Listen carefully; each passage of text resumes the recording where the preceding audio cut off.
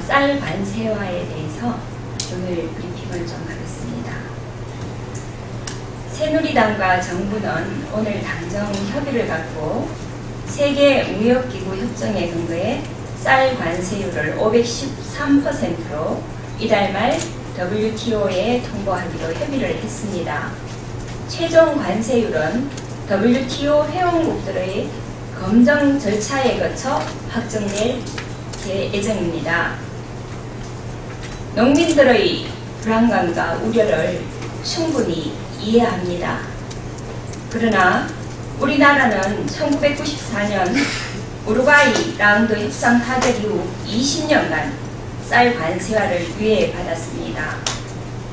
하지만 그 대가로 일정 물량의 외국 쌀을 의무적으로 수입해야만 했습니다. 이번에 쌀 관세화를 하지 않을 경우에 우리나라는 쌀 의무 수입 물량을 더 늘려야만 합니다. 쌀 소비가 줄어들고 있는 상황에서 수입량을 지금보다 더 늘리게 되면 이는 국내 쌀 산업에 더 큰 부담으로 돌아올 것입니다. 또한 관세화를 더 미룰 경우 우리나라 농산물 시장에 이해관계가 있는 나라들은 자국의 관심 품목에 대한 관세 인하 또는 검역 조건 완화 등을 요구해올 가능성이 큽니다. 현재 세계적으로 쌀 관세화를 하지 않은 나라는 우리나라와 필리핀 두 나라뿐입니다. 근데 필리핀은 최근 쌀 관세화 의무를 2017년까지 연장을 하고 그 대가로 쌀 수입 물량을 35만 톤에서 80.5만 톤으로 2.3배나 증량을 했습니다. 반면 우리보다 먼저 관세화로 전환한 일본은 고관세율 관철을 통해 쌀 산업을 잘 키워가고 있습니다. 그동안 우리나라는 쌀 관세화 유예의 대가로 막대한 국가적 비용을 지불했습니다. 이제 쌀 관세화는 국내외적으로 불가피한 선택입니다. 오늘 발표된 관세율을 적용할 경우 수입쌀 가격은 국산쌀보다 비싸서 국내 쌀 산업에 미치는 영향은 크지 않을 걸로 예상이 됩니다.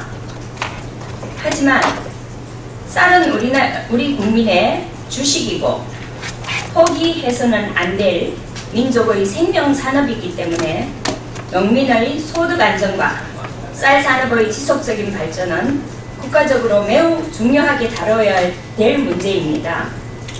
이 때문에 정부는 그 사이 국회와 논의를 해왔으며 오늘 오전 새누리당과 당정 간담회를 가졌고 새정치민주연합과도 비슷한 형식으로 간담회를 추진하는 것으로 알고 있습니다. 오늘 당정에서는 쌀 관세율과 더불어 쌀 산업 발전 대책을 함께 발표했습니다. 쌀 관세화 이후 농가 소득 안정 강화를 위해 현재 90만 원인 쌀 고정 지불금을 내년부터는 100만 원으로 조기 인상하고 내년도 예산도 생산기반 확충, 신소재, 신기술 개발 등 쌀 산업 발전을 위한 예산을 올해 대비 1,568억 원을 정액하기로 했습니다. 쌀 관세화 문제에 대해 지난 20여 년 동안 많은 정부 관계자와 지식인, 농민들이 고민을 거듭해왔습니다.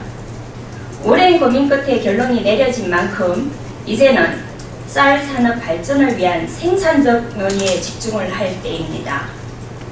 WTO의 검증에 철저히 대응해 우리가 통보한 관세율을 관철시키고 관세화 이후 쌀 산업의 지속적인 발전에 국가 역량을 집중시켜야 할 때입니다. 정부는 쌀 관세화 결정사항을 계획대로 차질 없이 진행하되 우리 농민들과 농업 기반에 예상되는 피해와 부작용에 대해서도 세밀하게 대응 방안을 마련해 주시기를 바랍니다. 정치권도 우리 농업의 피해는 최소화하고 미래 농업은 안정적으로 발전시키는 방법이 무엇인지 끊임없이 고민하고 대안을 마련하는 데 최선을 다하겠습니다. 세월호 사고를 근본적으로 해결하고자 했던 초심으로 돌아가자 대해서 브리핑하겠습니다. 서울 영등포 경찰서는 어제 새벽 세월호 참사 가족대책위원회 임원을 맡고 있는 유가족 5명을 대리기사와 행인 2명을 폭행한 혐의로 입건했다고 밝혔습니다. 경찰은 주변 폐쇄회로 TV 화면을 확인하고 관련자들을 조사하고 있다고 합니다. 이후 세월호 유가족 대책위원회 임원 모두는 이번 사건에 책임을 지고 전원 사퇴하겠다고 밝혔습니다.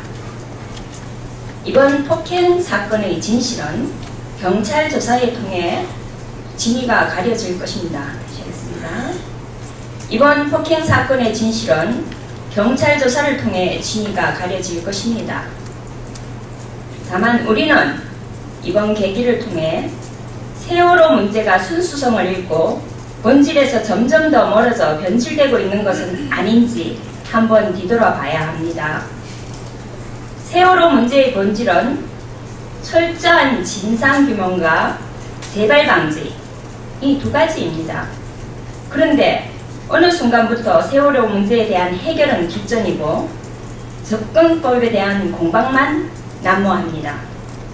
시간이 흘러도 우리가 망각하지 말아야 할 것은 세월호 사고와 같은 참사가 대한민국에서 다시는 일어나지 않도록 그 발언을 찾아내고 개선하는 것입니다. 정치권 그리고 세월호 유가족분들을 포함한 우리 모두 세월호 사고가 났을 때 우리의 다짐이 무엇이었는지를 되새기고 그때의 초심으로 돌아가기를 기대합니다. 이상입니다.